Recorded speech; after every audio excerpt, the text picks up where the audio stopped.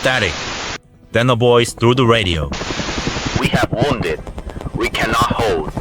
We need them out. Now. You're hovering 100 feet above a jungle firefight. You are not a soldier. You are a rescue man. A medic who rides helicopters into battles other people are trying to escape. Below you, through the trees, men are bleeding. The only way down is a steel cable, thin as your finger. And here is the rule that matters. If this helicopter takes fire, it must leave. Even if you are still down there, no one would blame you for staying aboard. You're Air Force, not infantry. The men below aren't even from your service, but someone down there has minutes left, and you are the only one within 100 miles who knows how to keep him alive. Do you stay in the helicopter, or do you ride the cable down into the guns? If you were there right now, what would you do?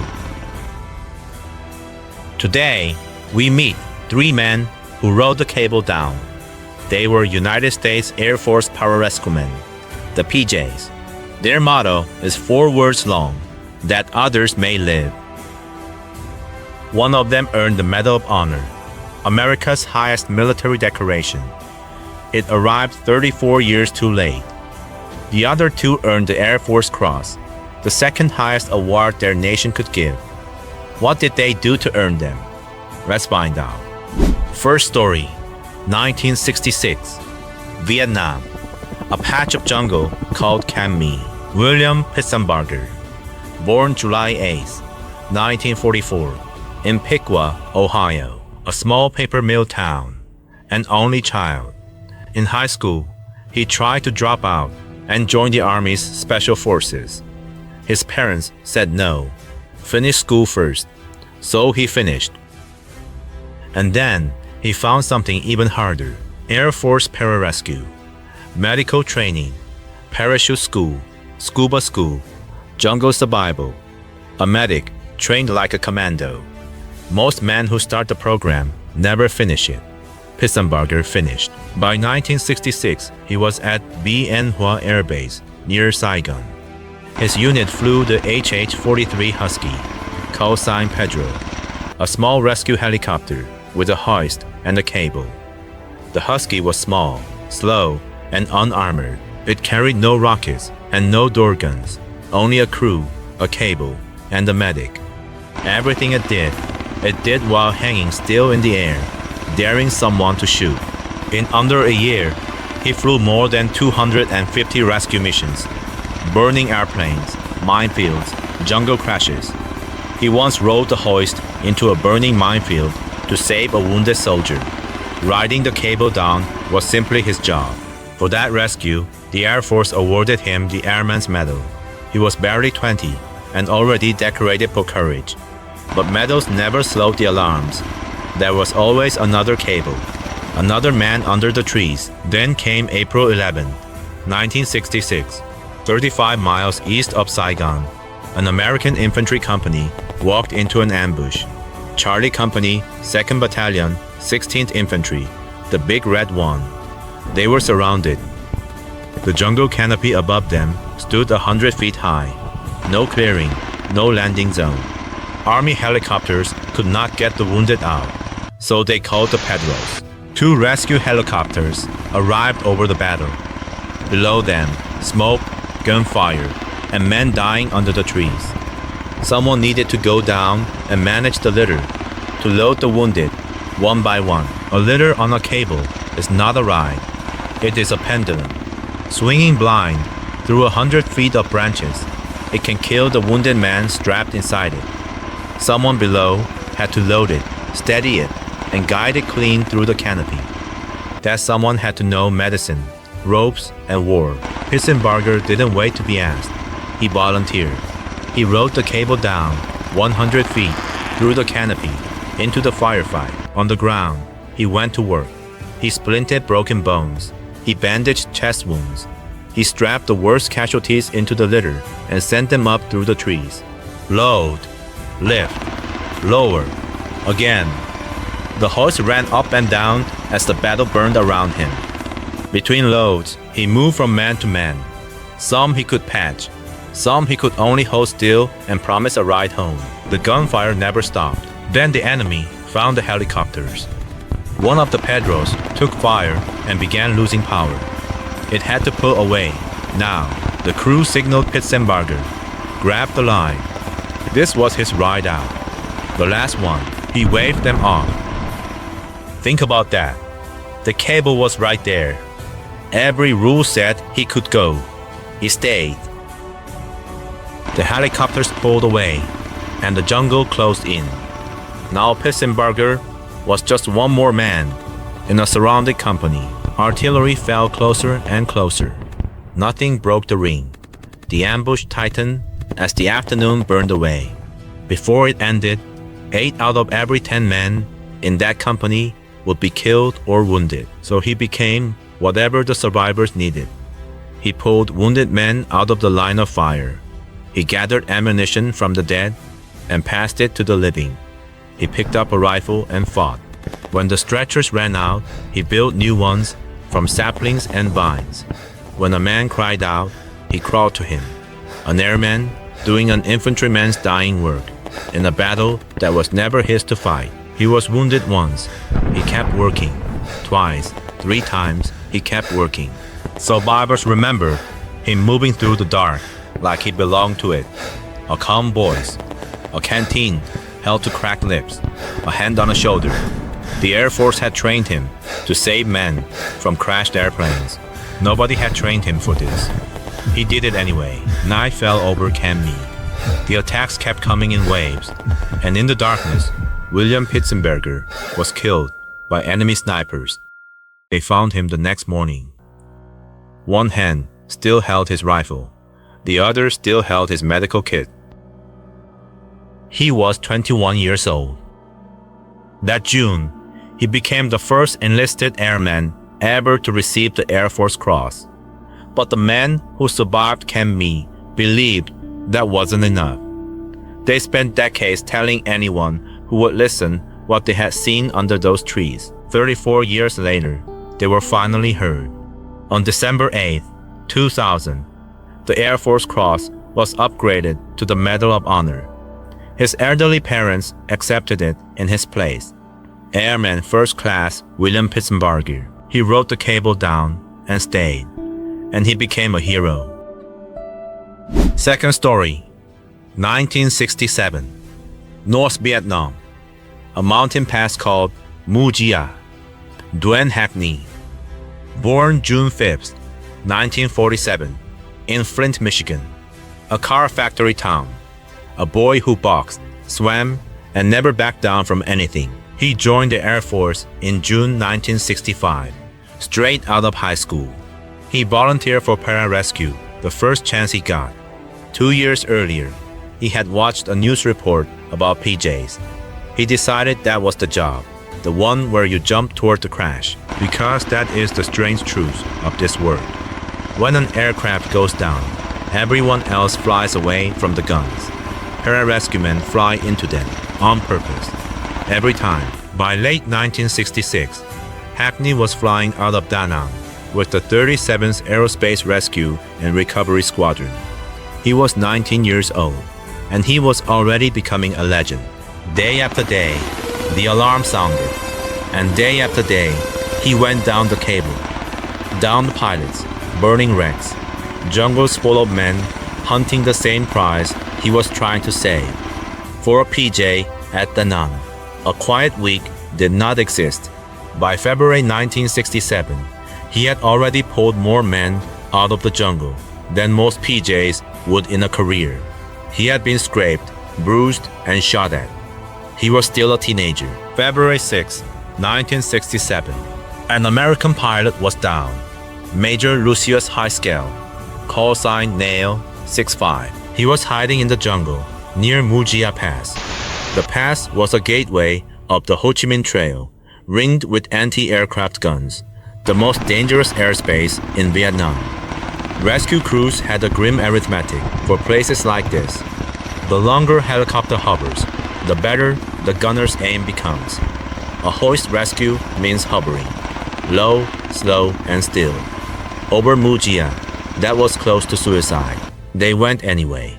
That morning, Hackney rode the hoist down into the jungle to find him. He searched for 2 hours as the weather closed in. Nothing. The mission was called off. Most men would have called that enough. That afternoon, the radio crackled again. Hacksaw was alive. The helicopters turned around. Hackney went down the cable a second time.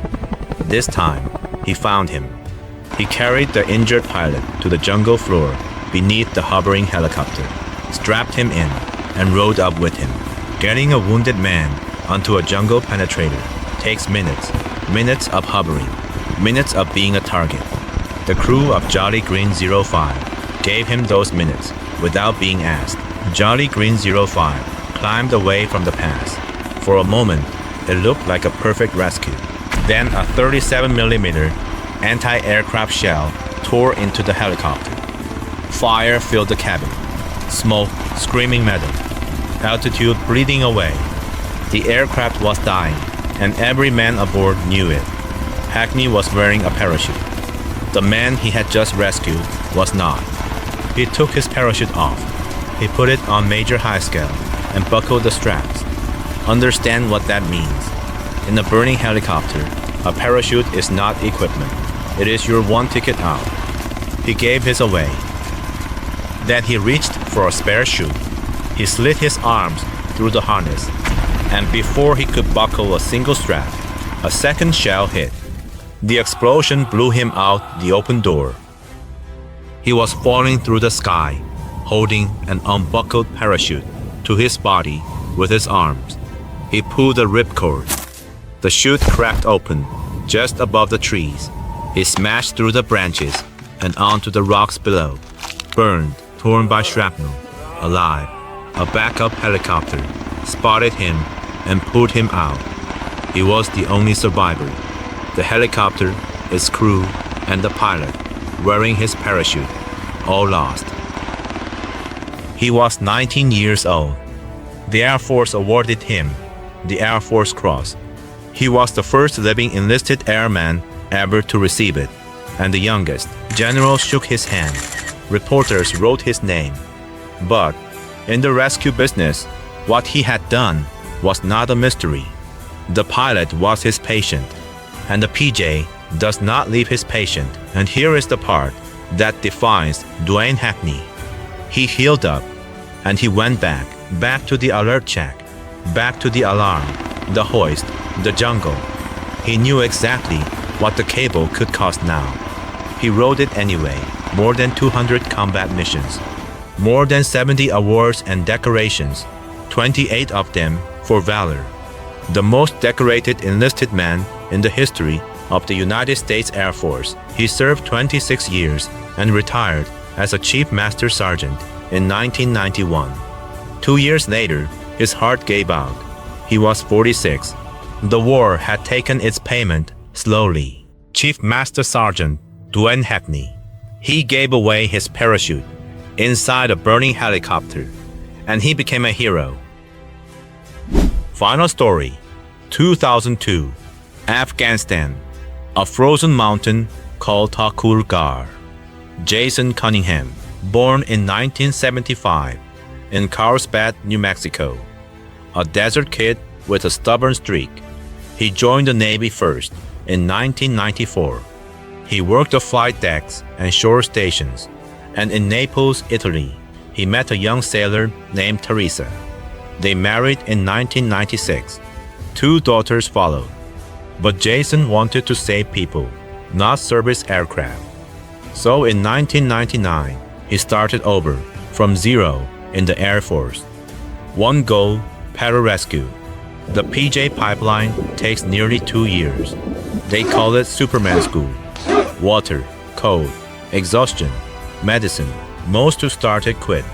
Cunningham finished in June 2001. 3 months later, 2 towers fell in New York. His war was coming. By early 2002, he was in Afghanistan with the 38th Rescue Squadron. He had never been in combat. Pararescue medicine had changed since Vietnam. Now a PJ carried a small emergency room on his back.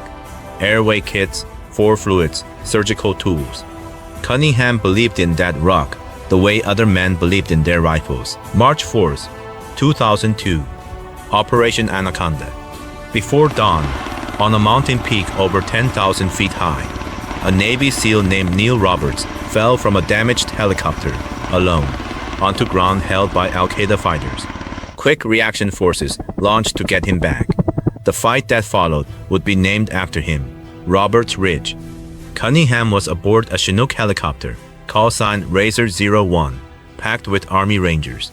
Their landing zone was the top of the mountain. The mountain was waiting for them. Rocket-propelled grenades and machine gun fire ripped into the helicopter on final approach. Razor 01 slammed onto the frozen slope. Men were hit before they could even get off the ramp. Snow, thin air, bullets from above, and one pararescue man on his first combat mission. The air at that altitude starves your lungs. Just standing still is work. Running is agony. They fought anyway, in knee-deep snow, at the top of the world. The Rangers charged up the slope to take the enemy positions. The wounded stayed where they fell. Now the mountain had 2 battles, one for the peak and one against the clock. Cunningham's battle was the clock. The numbers were brutal.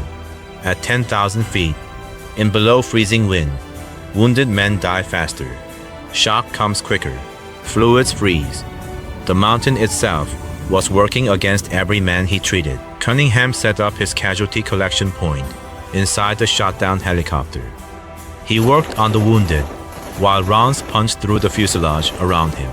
Here is what a PJ's war actually looks like. Not shooting, kneeling over a stranger in the open, doing medicine while someone tries to kill you. Rescue helicopters could not reach the peak in daylight. The guns would eat them alive. Help would only come after dark. His job was brutally simple. Keep 10 broken men alive until night. The burning fuselage drew fire, so Cunningham moved his patients across open, bullet-swept snow. 7 times he crossed that ground. Each trip, the same choice all over again. Stay behind cover, or go out into the open where the wounded were. 7 times, the answer was the same. It was the cable at Kami. It was the parachute over Mujia. The same door opening again. Around midday, the enemy counterattacked, and Jason Cunningham was hit. The wound was mortal. He knew what it meant. He was the medic. He kept working anyway. He directed the movement of patients. He briefed another medic on every casualty, who needed what and when. He commanded his own replacement. The cold crept in. The blood ran out. He held on for 6 hours. Medics measured time in heartbeats and breaths. He spent his final hours counting other men's, checking dressings he could barely see, asking after his patients, one by one. The mountain grew dark around the man who refused to stop being a rescuer. Around him, men he had bandaged were still breathing, because of the tourniquets he had tied, because of the ground he had crossed 7 times, because he had refused, hour after hour, to become a patient. When the rescue helicopters finally landed that night, they carried the wounded off the mountain. 10 gravely wounded Americans came home alive. Jason Cunningham did not. He was 26 years old. He was the first pararescue man killed in combat since Vietnam. September 13th, 2002. The Air Force Cross was presented to his family. He rests at Arlington National Cemetery. Teresa and 2 little girls carry his name. Senior Airman Jason Cunningham. He kept saving lives while his own ran out, and he became a hero. 3 men, 1 motto, and in each story, the same hidden moment. Pitsenbarger had a cable in reach and waved it off. Hackney had a parachute on his back and took it off. Cunningham had a mortal wound and kept giving orders to save everyone but himself. Each of them had a way up. Each of them chose down. Courage is descending into someone else's worst moment. with no promise you will come back up. Most of us will never ride the hoist into a firefight, but every one of us knows that moment. The crisis that is not your job, the call you could ignore, the room everyone else is backing out of. You don't need a helicopter to ride the cable down. You just need to move towards someone who needs you. When every excuse says stay, so ask yourself one more time. The wounded are below. The cable is in your hand. If you were there right now, what would you do? Artillery fire rains down. The ground shakes. Dust rises into the air. You are crouched in a trench. Your buddy was right beside you, but he's gone now. A scream, then silence. Your ears are ringing. The thunder of the explosions still echoes in your head. You are a medic. You set down your rifle and grenades. Instead, you carry bandages and emergency supplies. Cries for help come from everywhere in the trench. Medic! You move fast. You see a soldier ahead. His leg is shattered. Shrapnel tore straight through his thigh. You can see the artery. Do you have time to save him? There's another soldier beside him. His arm is gone. His shoulder is torn open. He's conscious. His eyes are wild with panic. Save me. Please, save me. Your hands are shaking. You can't save both of them at once. Who do you help first? The seconds tick by.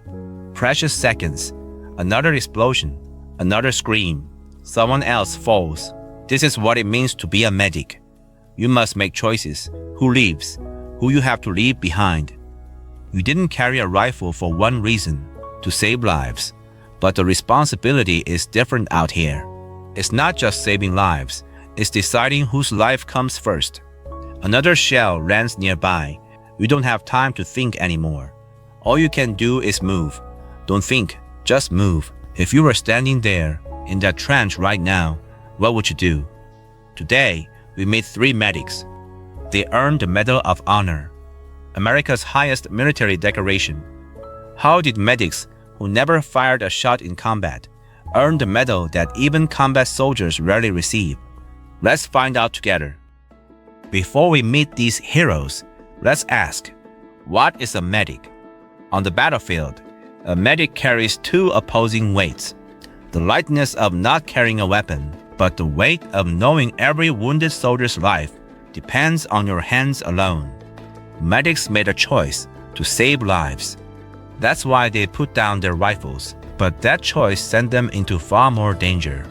Combat soldiers fight from behind cover, but a medic can't do that. The wounded are scattered among the soldiers. Sometimes they're in the middle of enemy fire. The medic has to go there to all of them. Soldiers, without a rifle, they could save more people. But without a rifle, they faced more danger than anyone. To be a medic, to save your fellow soldiers' lives, that was their responsibility. Now, let's meet the first hero. First story, 1945, the Pacific War. Okinawa, Maeda Cliff, the 1st Battalion of the U.S. 77th Infantry Division. 200 soldiers moved toward the cliff face. Desmond Doss, born February 7, 1919, in Lynchburg, Virginia, the son of a carpenter. A poor family. The Great Depression made times harder. At 14, Doss left school. He found work at a shipyard painting ships. April 1942, Doss enlisted in the Army. His older brother, Harold, had enlisted in the Navy first, serving aboard the destroyer USS Lind. Harold survived a kamikaze attack that damaged his ship badly. Doss decided he would go to war too, like his brother. But Doss was a Seventh-day Adventist. His faith was unshakable. Thou shalt not kill. Doss made a request. Let me be a medic, he said. I won't carry a rifle. The Army refused. They said even medics had to carry the M1 carbine. Doss refused. He kept refusing. At boot camp, he refused to participate in the Saturday morning inspection because of the Sabbath. He became the biggest problem in the entire unit. But Doss didn't give up. Finally, the U.S. Supreme Court ruled in his favor. He had the right to serve in combat without carrying a weapon. 1944. Doss was assigned to the 77th Infantry Division, completely unarmed. A medic with no gun. The only fully unarmed medic in U.S. Army history. May 5, 1945. Okinawa. Maeda Cliff. 200 men from the 1st Battalion climbed up the cliff face. Their mission: capture the Japanese command post at the top. Then it started. Japanese fire erupted from the cliff above, the thunder of artillery, machine gun fire, relentless, the sound of death itself. 100 men, 100 soldiers fell in seconds. Only 55 made it back down. The wounded were left behind on the cliff. Blood everywhere, screams everywhere. Doss climbed up the cliff to save them. No weapon, just bandages and emergency supplies. Shells rained down like a storm. Doss didn't stop. He was a medic. This was his job. 1. Doss found his first casualty. The soldier's leg was destroyed. Shrapnel had pierced through the thigh. The artery was exposed. Doss got to work. Stopped the bleeding. Applied pressure. No stretcher. Doss carried him on his back, down to safety. Then he climbed again. Another casualty. The soldier's arm was gone. His shoulder was torn open. Doss worked quickly. Again, he lifted the soldier onto his back. Down again. 1 time, twice, 3 times. Doss repeated it over and over, climbing, treating, descending. Hours passed. The shells kept falling. Doss's uniform was soaked with blood. He was a vegetarian. Throughout the battle, all he'd eaten were crackers and a coconut he'd found. But Doss kept going. His strength was gone. His body couldn't take it, but he whispered prayers. And he kept moving toward the next wounded man. Deeper into the firefight. Japanese soldiers were dug in less than 30 feet away. More wounded were there. Doss ran. A shell exploded. He rescued 7 more soldiers. 2 weeks later, in Shuri, further south in Okinawa, the front lines had moved. Doss was still out there, still treating the wounded. The fighting never stopped. That moment came. A grenade fell near Doss's feet. Actually, next to a wounded soldier he was treating. The soldier couldn't move. Doss's hands were busy with another casualty. No time. Doss made a split-second decision. No time to pick it up and throw it far enough. Doss threw his body at the grenade, kicked it away with his foot. All he could think, if it explodes here, everyone dies.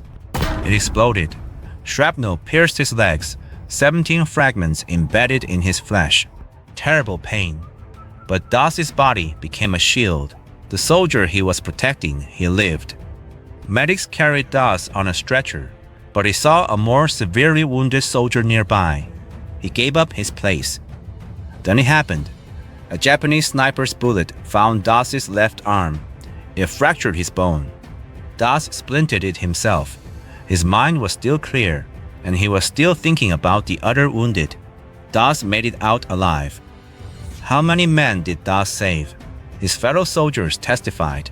Over 100. Doss answered humbly, I don't think it was that many. Maybe not even 50. President Truman smiled. Then let's say 75, somewhere in between. October 12, 1945, Doss received the Medal of Honor on the White House lawn. President Truman put it around his neck himself. A medic with no rifle, a medic who saved lives through faith alone. A medic who rescued 75 soldiers, the only fully unarmed medic ever to receive the Medal of Honor. Doss refused to carry a gun, but his dedication protected over 100 soldiers. 100 wounded men didn't die because of him. That meant an entire battalion's fighting strength survived. Without Doss, countless soldiers would have been buried in Okinawa. Because of him, they went home. Medic Desmond Doss. He picked up no weapon, but he became a hero. Second story, 1952, Korea. Spring. The winter had passed. The Korean War was still raging. David Bruce Bleek, born in Idaho Falls, Idaho, in 1932. He was 20 years old, so young, but he was already at war. The U.S. 40th Infantry Division, 223rd Regiment, 2nd Battalion. Bleak was a medic with a medical company.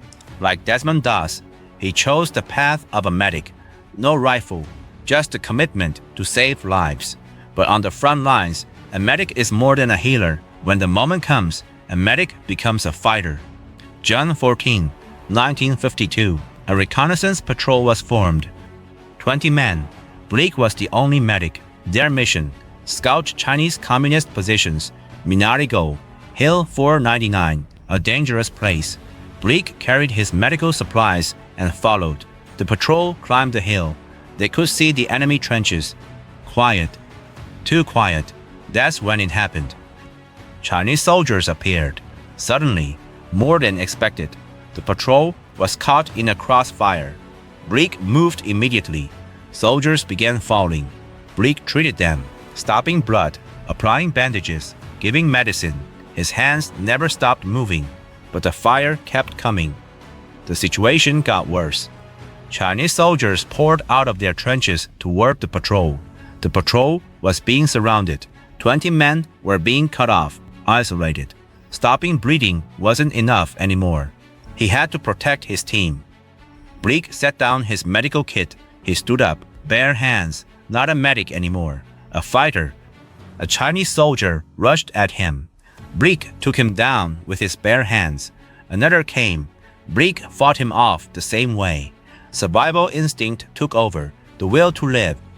This time, Bleak grabbed a knife from a fallen soldier. He fought off the next attacker. For one moment, he dominated the battlefield. One man against many. That was Bleak. But the danger wasn't over. A grenade landed. It was going to explode near his team. Bleak made his choice instantly. He pushed his teammates down. Get down!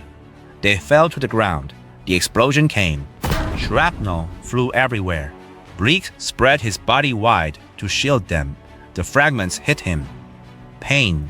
But his teammates were safe. Bleak took a bullet in his leg. Blood ran down. Pain shot through him.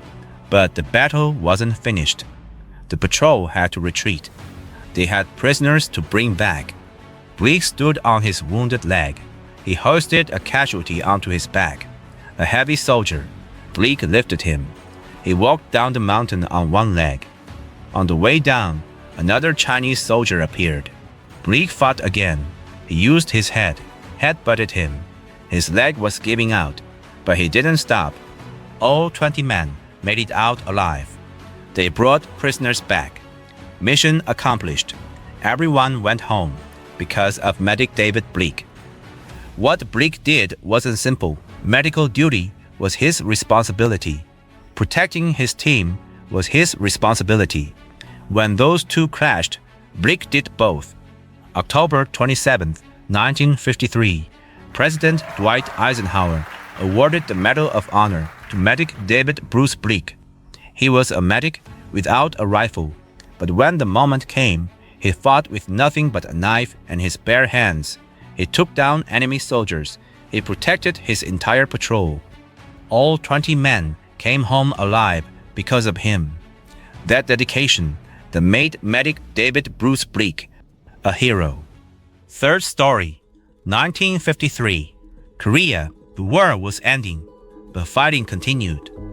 William Roy Charette, born in Michigan in 1932. He was 21 years old, a Navy medic assigned to the 1st Marine Division, 7th Regiment, 2nd Battalion, Company F, a medic without a rifle. That was his choice. Like Desmond Doss, like David Bleak, he chose the medic's path.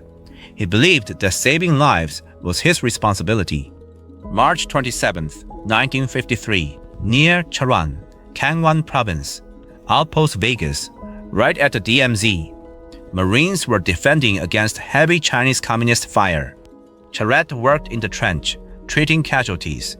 Wounded men kept coming in. Blood, screams. But Charette's hands didn't stop, stopping blood, wrapping wounds, distributing medicine. His hands moved constantly. Chinese fire got heavier. the trench wasn't safe anymore. A grenade fell into the trench, right near Charette. It exploded. Charette reacted on instinct. He threw his body over the wounded soldiers. Shrapnel tore through his helmet. His helmet was destroyed. His medical bag was destroyed. Charette's face was torn open by fragments. But the wounded soldiers lived. Charette got up. Blood ran down his face. His medical bag was gone. But Charette didn't stop. He took off his own shirt, tore it into strips for bandages. He wrapped the soldiers' wounds with his own clothes. To save the wounded, he gave up everything. But in a cold trench, there's no surviving without clothes. Charette took off his combat uniform. He gave it to a wounded soldier with no clothes in the cold. But the wounded had to survive. Chinese fire continued. The trench was still dangerous, but Charette went outside, exposed into the open, to treat casualties in the adjacent squad, in the crossfire, in the cold, without his uniform. He kept moving. 1, 2, 3. Charette treated many wounded, the cold, his wounds, the searing pain from the shrapnel. None of it mattered. Saving one more. That's all that mattered. Just one more. When the fighting at Outpost Vegas ended, many wounded soldiers owed their lives to Charette's sacrifice. January 12, 1954, President Dwight Eisenhower awarded the Medal of Honor to medic William Roy Charette. In his duty as a medic, Charette gave up everything: his clothes, his uniform, his safety, all of it, to save the wounded.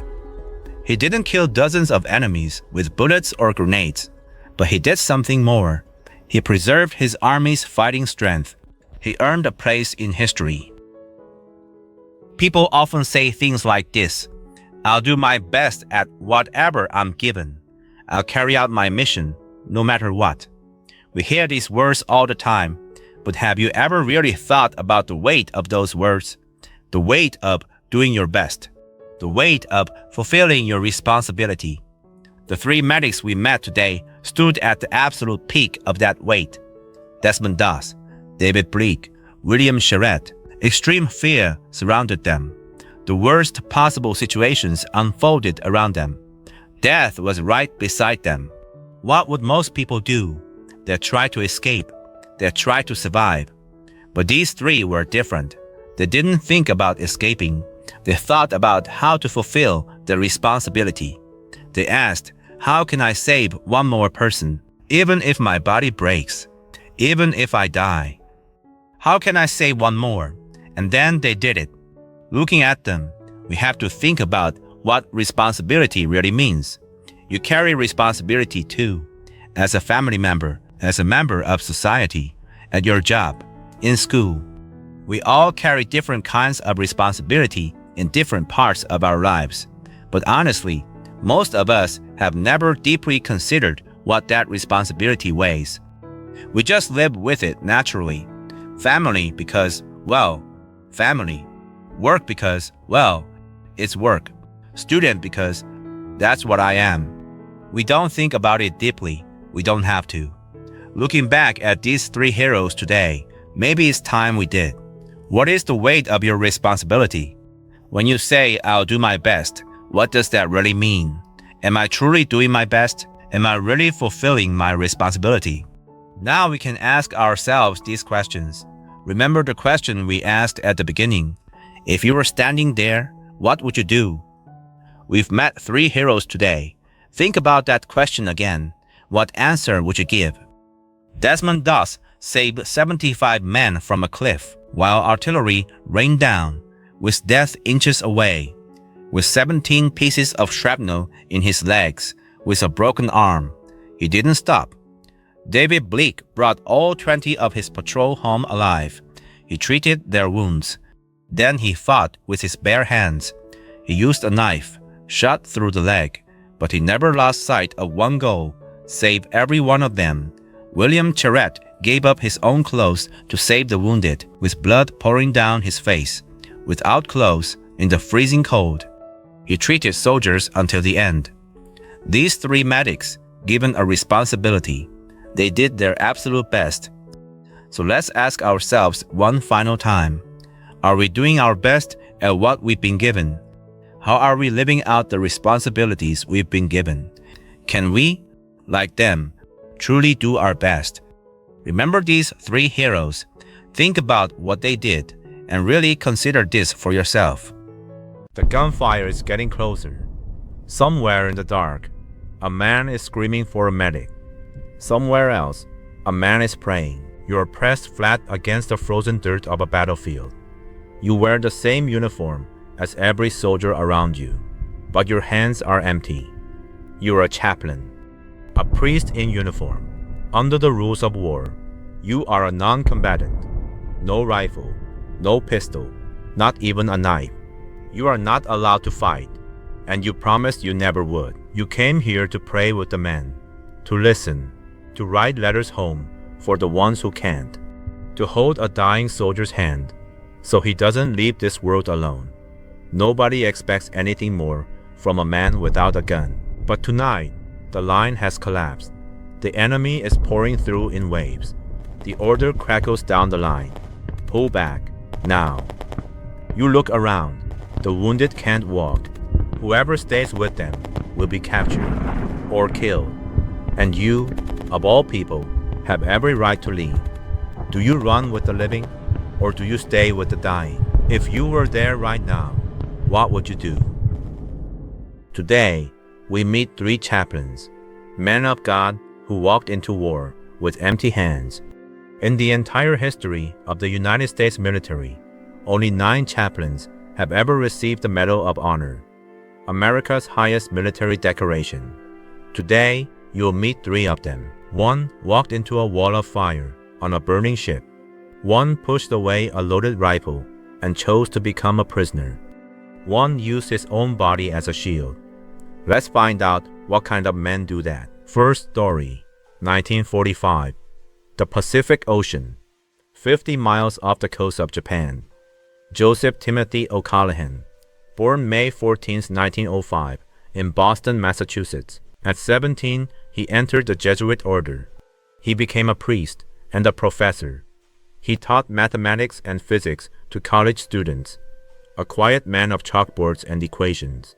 Nobody looked at Father O'Callaghan and saw a war hero. In August 1940, with the world sliding toward war, he volunteered for the Navy Chaplain Corps. He was 35 years old. He traded his classroom for a warship. By March 1945, he was serving aboard an aircraft carrier, the USS Franklin. More than 3,000 men aboard. Her mission, strike the Japanese home islands themselves. March 19, 1945. Dawn. The Franklin is sailing closer to Japan than almost any American carrier has dared to go. Her flight deck is crowded with aircraft, fueled, armed, engines turning. Out of the low clouds, a single Japanese bomber, 1 plane, 2 bombs. The bombs punch through the flight deck and explode among the fueled aircraft. Aviation gasoline ignites in a chain of fireballs. Within minutes, the Franklin is a floating furnace, and now the ship's own weapons turn against her. Bombs and rockets meant for Japan begin exploding on her deck, one blast after another. Hundreds of men are killed in the first minutes. Hundreds more are trapped below decks, in the dark, in the smoke. A blast slams Father O'Callaghan against the steel. He is wounded. He gets up. Sailors see him coming through the smoke, a white cross painted on his helmet. He kneels beside dying men and whispers the last rites, while ammunition cooks off around him. This much is his job. This much is expected. Then he does something nobody expects from a chaplain. He starts giving orders. He gathers stunned and frightened sailors into firefighting crews, and he doesn't send them into the flames. He leads them in. On the listing, burning deck lie live bombs, heated by the fires, ready to explode at any moment. O'Callaghan stands over them with a hose, spraying water to cool them down. Then he guides teams of sailors as they wrestle hot shells to the edge of the deck and over the side. Think about what those sailors saw. The ship was tearing itself apart. Every instinct said, jump. But there stood a priest, calm in the firelight, asking them to save her. Many of them said it later. If the chaplain was staying, they could stay too. The Franklin did not sink. Gutted and burned, she crossed the Pacific, then the Atlantic, and reached New York under her own power. She was the most heavily damaged carrier in the war ever to make it home. The price was staggering. 724 men dead. No American carrier that survived the war lost more. The Navy offered O'Callaghan the Navy Cross, the second highest decoration a sailor can receive. He refused it.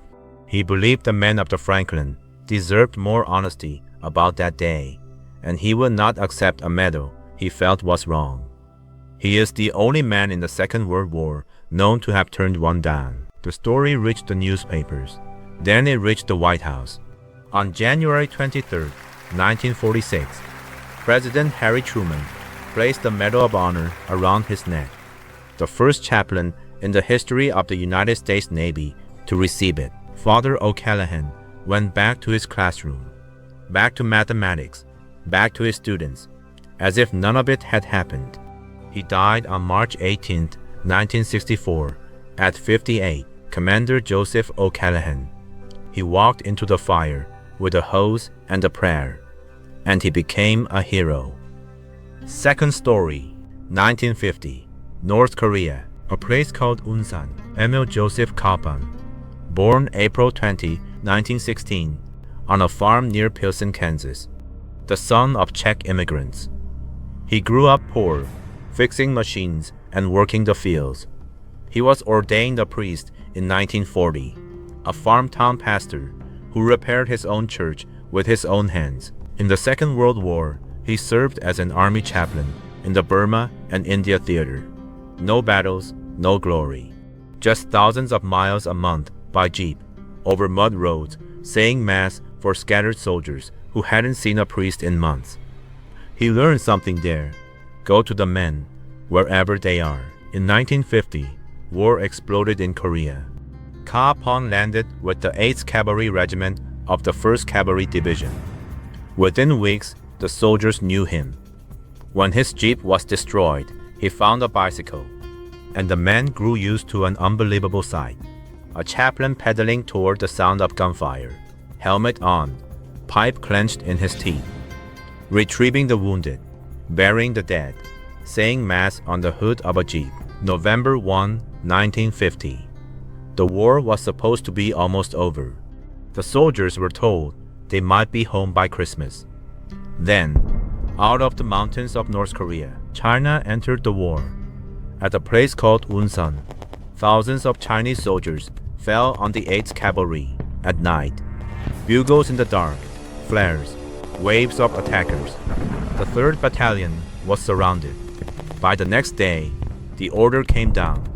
Every man who can walk, break out, escape, or be captured. Kapaun was a non-combatant, unarmed, a captain nobody would blame for leaving. The wounded couldn't walk. He looked at them and stayed. American soldiers watched him do the unthinkable.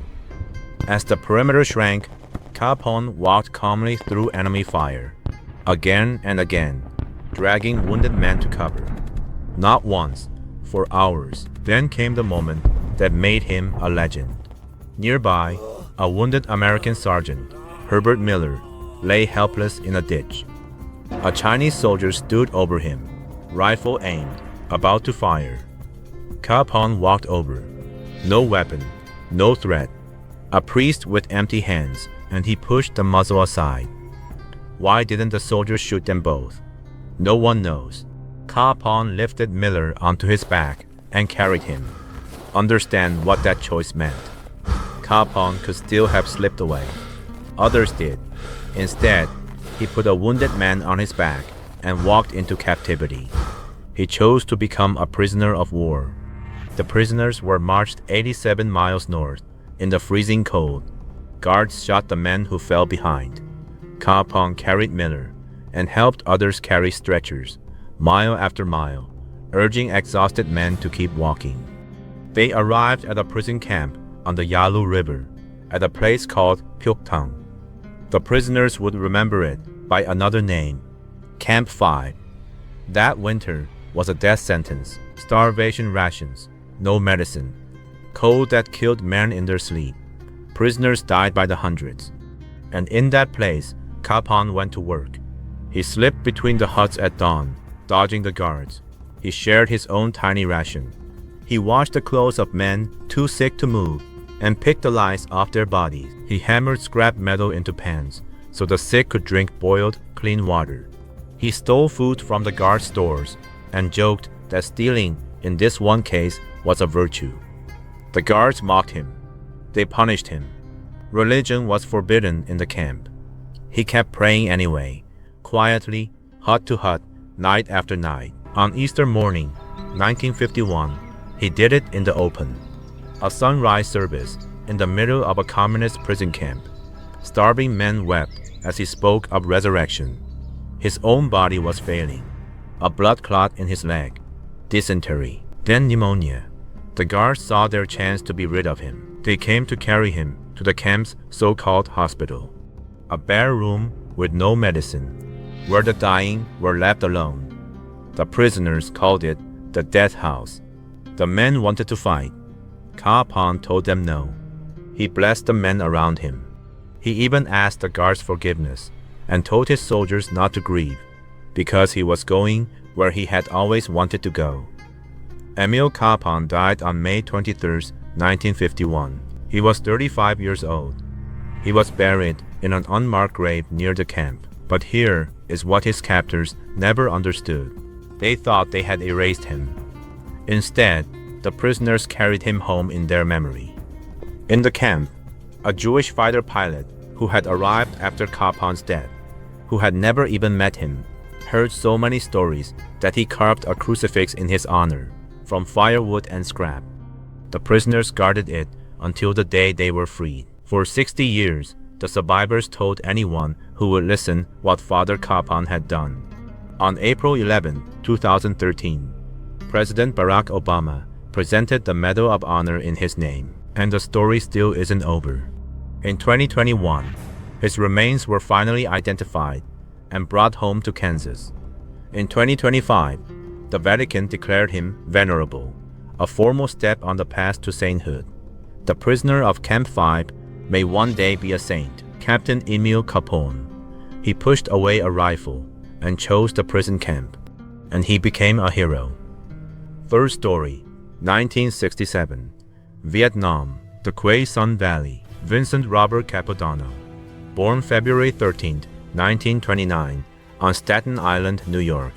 The youngest of 10 children of an Italian immigrant. As a young man, he joined the Marino missionaries. He was ordained in 1958 and sent to the mountains of Taiwan. For years, he lived in remote villages, learning the language, serving farmers who had never met an American.